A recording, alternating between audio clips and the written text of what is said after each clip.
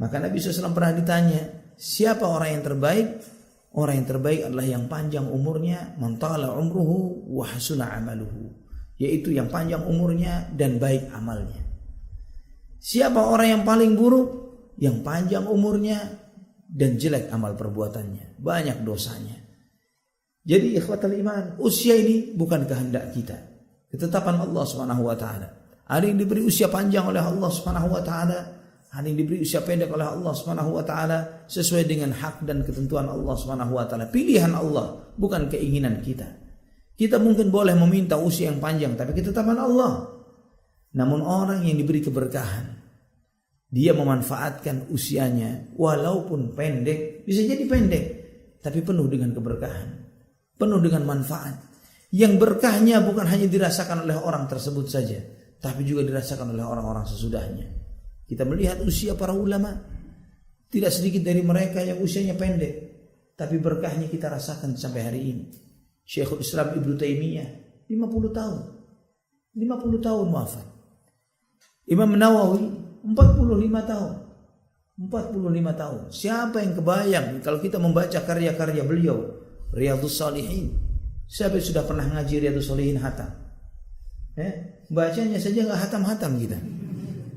Baca salah satu kitabnya. Kadang jangankan Riyadhus Shalihin yang isinya hampir 2000 hadis, Arba'in Nawawi enggak selesai-selesai. 40 hadis enggak selesai-selesai. Subhanallah. Ini keberkahan ilmunya para ulama. Imam Syafi'i juga seperti itu, tidak panjang usianya. Namun berkahnya bukan hanya dirasakan oleh orang tersebut, oleh beliau saja, namun juga dirasakan oleh orang-orang sesudahnya. Maka yang kita minta kepada Allah, ikhwatal iman, minta umur yang berkah. Minta kepada Allah umur yang berkah agar umur kita diberkahi oleh Allah dengan iman, dengan amal saleh.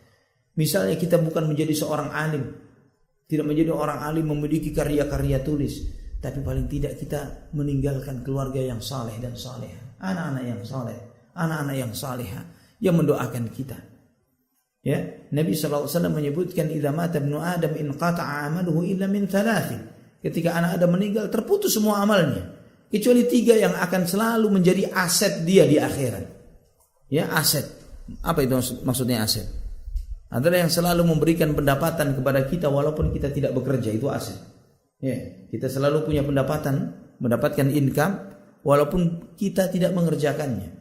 Apa saja aset akhirat? Yang pertama, waladun salihun yad'ulah, anak saleh yang mendoakan kedua orang tuanya. Ilmun yuntafa'u bihi, kedua adalah ilmu yang bermanfaat. Kemudian sedekahun jariyah, ketiga adalah sedekah jariyah. Jadi fokus kita hidup di dunia itu memiliki banyak aset dari salah satu dari 3 itu.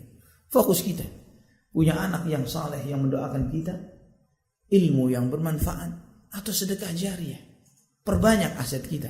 Karena kalau mengandalkan umur kita pendek, umur kita sangat singkat, perjalanan akhirat sangat jauh.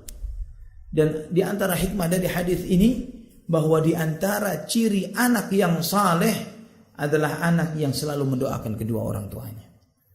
Waladun salih, anak saleh yad'ulah, yang mendoakan kedua orang tuanya. Jika antum ingin tahu apakah antum termasuk kategori anak yang saleh atau tidak, memiliki gelar saleh, seberapa sering kita mendoakan kedua orang tua kita. Semakin sering kita mendoakan kedua orang tua kita, maka semakin kita berhak untuk mendapatkan gelar saleh.